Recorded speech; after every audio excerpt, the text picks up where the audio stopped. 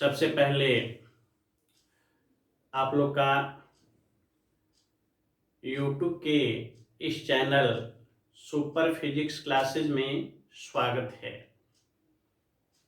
याद होगा हम लोग पहले चैप्टर को देख रहे थे जिसका नाम था electric charge and electric field.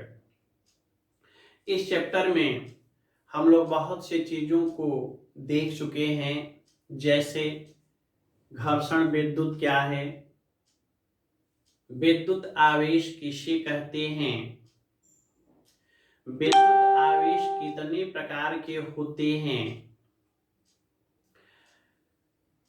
कांच को रेशम से तथा एबोनाइट को बिल्ली की खाल से रगड़ने पर किस पर कौन सा आवेश उत्पन्न होगा। और साथ में ये भी देख चुके हैं कि समान प्रकार के आवेश के बीच और विपरीत प्रकार के आवेश के बीच कैसा बल लगता है।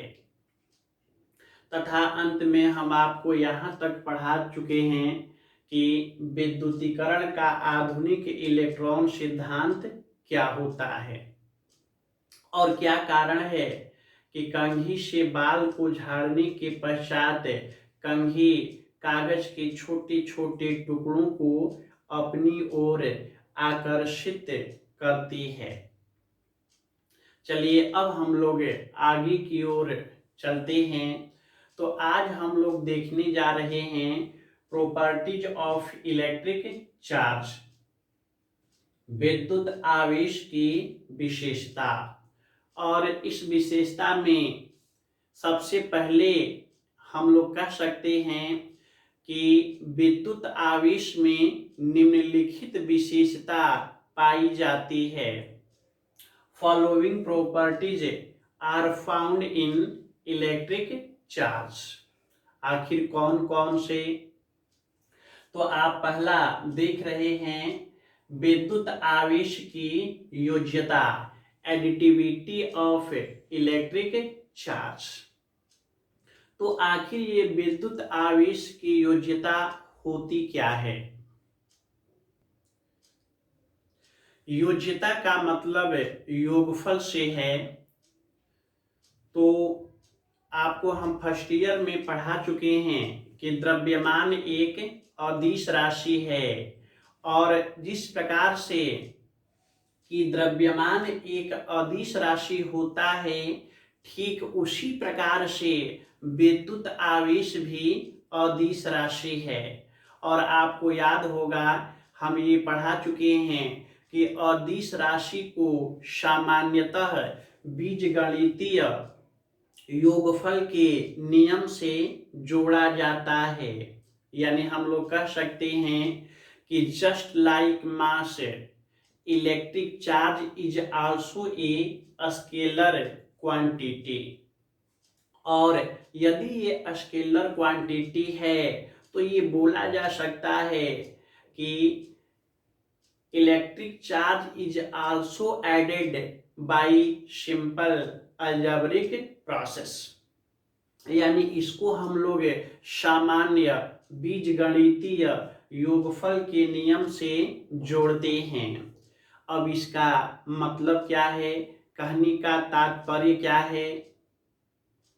तो अदिश के योगफल ऐसे तो हम फर्स्ट ईयर में आपको पढ़ा चुके हैं, लेकिन फिर एक बार हम जिक्र कर रहे हैं।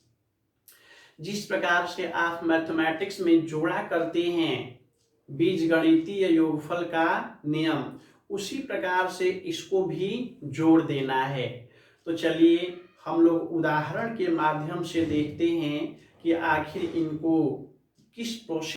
जैसे मान लिया जाए कि एक सिस्टम है, एक वस्तु है जो दो आवेशों से मिलकर बना है, जिनके मान क्रमशः 2 कूलाम और 3 कूलाम हैं।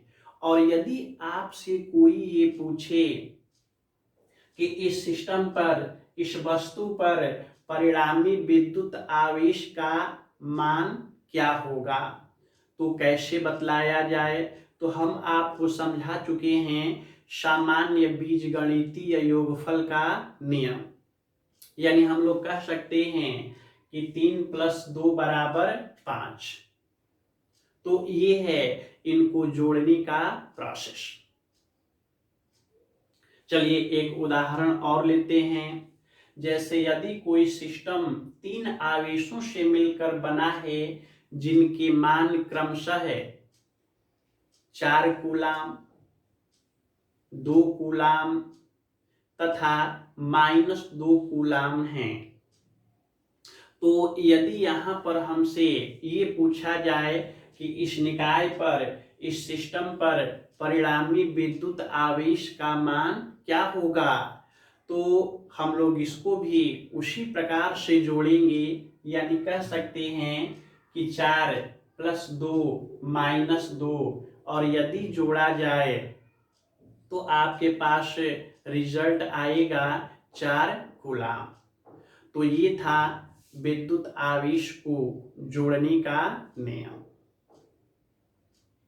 यानी यहां से हम लोग कह सकते हैं कि just like mass, electric charge is also a scalar quantity, hence we add electric charge by simple algebraic process. यानी हमने कहा कि जिस प्रकार से द्रव्यमान एक अदिश राशि होता है, ठीक उसी प्रकार से विद्युत आवेश भी एक अदिश राशि होता है। अतः इसे भी सामान्य बीजगणितीय योगफल के नियम से जोड़ा जाता है। तो चलिए अब हम लोग विद्युत आवेश के दूसरी विशेषता को देखते हैं। तो आप देख रहे हैं विद्युत आवेश के संरक्षण का सिद्धांत, law of conservation of electric charge. तो आखिर ये क्या है? तो देखिए, जब भी साइंस पढ़िए तो सबसे पहले उसके नाम पर विचार कीजिए। उसके नाम में ही उसका काम छिपा होता है। आप कहेंगे कि नाम से उसके काम का क्या संबंध? तो ऐसे सोचिए। इसको समझाने के लिए आपको एक उदाहरण दे रहे हैं। आपने मेघनाथ का नाम सुना होगा। उसका एक और नाम था इंद्रजीत। वो कहा जाता है कि उसके पिता एक बहुत बड़े पंडित थे, रावण। रावण कोई मामूली व्यक्ति तो थे नहीं। उन्होंने अपने पुत्र का नाम मेघनाथ ही क्यों रखा? क्या वजह है?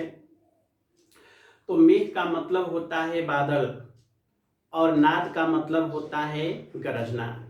यानी जब वह चिल्लाता था, जोर जोर से रोता था, तो ठीक उसी प्रकार से आवाज आती थी जैसा कि बादलों के गरजने से आता है।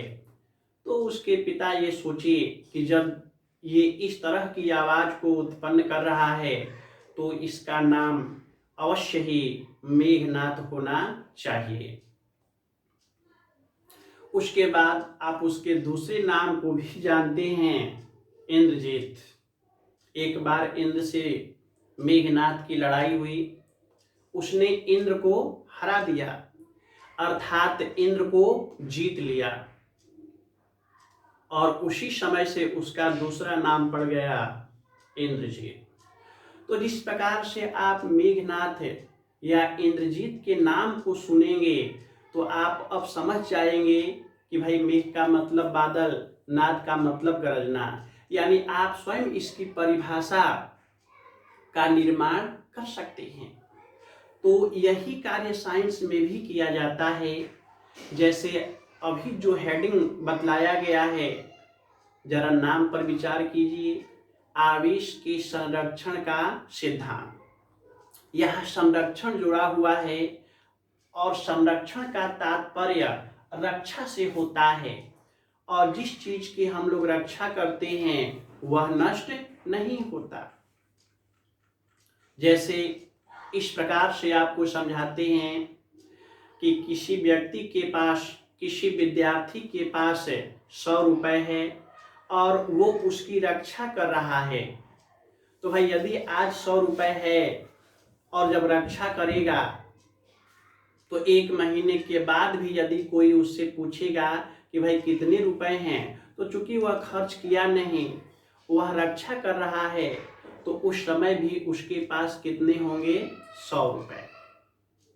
यानी कहने का तात्पर्य यह है कि जिस चीज की रक्षा की जाती है उसका मान हमेशा समान होता है, उसमें कोई किसी भी प्रकार का परिवर्तन नहीं होता। ठीक उसी प्रकार से यहाँ भी नाम को देख रहे हैं, आवेश संरक्षण का सिद्धांत। तो कहा जा सकता है कि विद्युत आवेश नहीं तो उत्पन्न किया जा सकता है और न ही नष्ट किया जा सकता है, केवल इसको एक रूप से दूसरे रूप में बदला जा सकता है। यानी इसको दूसरे रूप में ऐसे भी बोला जाता है कि किसी विलगित निकाय का कुल विद्युत आवेश हमेशा संरक्षित होता है। इसी को बोलते हैं आवेश के संरक्षण का सिद्धांत। यानी हम लोग कह सकते हैं कि electric charge can neither be created nor destroyed, only it can be transformed from one form to another form. In the other words, we can also say that the total electric charge of an isolated system always remains constant. चलिए हम लोग इसको उदाहरण के माध्यम से समझते हैं। तो हम उसी प्रकार का उदाहरण देना चाहेंगे जो टॉपिक पहले आपको पढ़ा चुके हैं, ताकि इसी बहाने आपको पीछे का रिवाइज भी हो जाएगा और समझने में भी सुविधा होगा।